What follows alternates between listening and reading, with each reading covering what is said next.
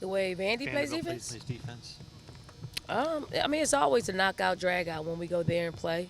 For us, I think we just need to, we need to play fast, just get up and down the floor and let our speed get involved in the play. So transition offense is something that we have been working on and trying to convert a lot more than we have. Um, and then we expect physical play. We expect, you know, maybe a sagging man zone. Um, I think our players are prepared for any type of look that they'll see coming from Vandy. How unique though is it playing in that arena and for your players? It's truly unique. It's an adjustment, for sure. Our sophomore class didn't play there as freshmen. We had a couple of new players that, haven't played in that type of environment or set up. So I told them not to ignore me, when they, when that in the first half when our basket is away, Yeah. and I just see their back. So, I prep them for that. Asia Dozier back full speed. Everybody's back. Everybody's back. Everybody's good to go. Danye's back. She's been practicing the last few days. Both Tina and Asia both, practiced today. So I mean, we're full, we're healthy. We got our full roster. Does Kleiny figure in your rotation now with her back and Shea gone, or I mean, does that fit at Oh, all? whether Shay was here or not, Kleiny was going to Mhm. play. She gives us a different dimension. She's fast. She plays both sides of the ball. Of course, she'll have a lot of rust on her. She hasn't played a game since high school, but she's been around us for the past year and a half, so she kind of knows the ropes. But still, it's the SEC. It's playing on the road, so she'll have, an opportunity to, play good, bad, and ugly. But we just got to, speed up her experience playing out there.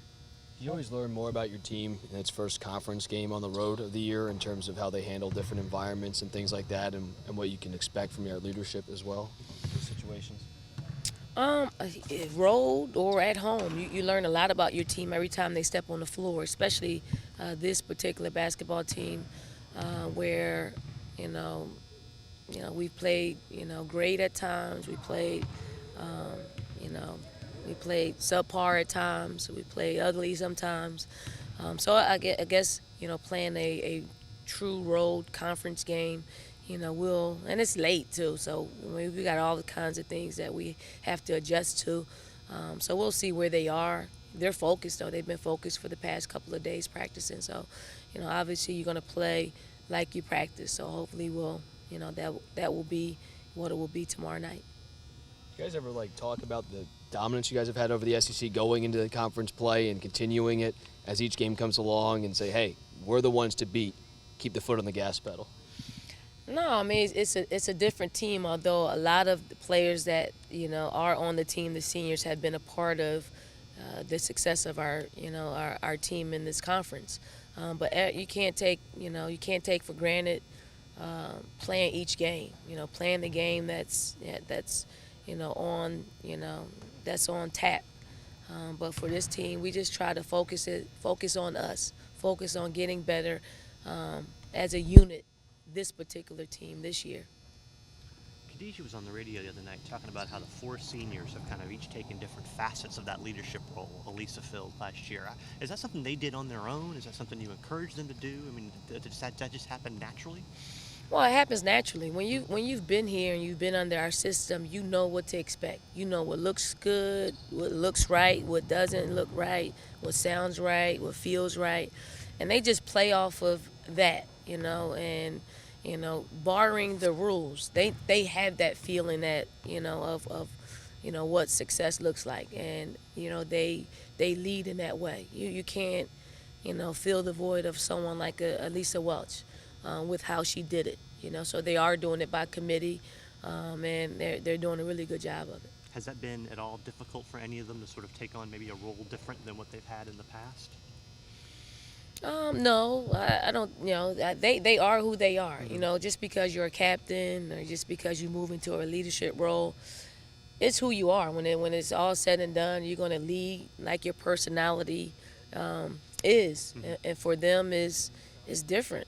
Khadijah's probably the more energetic one, out of all of them. Then the other three are really laid back. I think, the separation with Asia Dozier is cerebrally. She thinks big picture always, and she pays attention to the details. And when you have those kind of different leaders, you cover everything you need to cover. To have both an undefeated men's and women's basketball teams here at South Carolina in January, what does that do for the brand right now?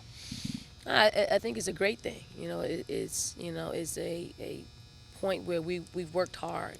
Frank and his team has worked hard, to be what they are today, which is they're a hard-working group. They grind it out. They got experienced players. You can't substitute experience for anything. When you have a team full of experienced players, you're going to be successful, and especially if you instill discipline in them. I'm just happy for Frank. I'm happy for us. I'm happy that the fans are happy and sharing in some of the spotlight with the football team and making this an all sports state. And there's room for all of us because there's so many Gamecock fans that want to see us do well. USC considered usually a football school. Yeah. Could we change that to a basketball school right now? Well, I think we'll change it to, playing in the winter, the more traditional basketball season. Hopefully you see great basketball. I think that's what our fans are getting treated to nowadays. It's great basketball, and when you support it in that way, you can continue to see great basketball. So, hopefully everybody, all sports, will do their part to create the brand that you're talking about, which is a product that we put on the court and the fields that our Gamecock Nation can be very proud of.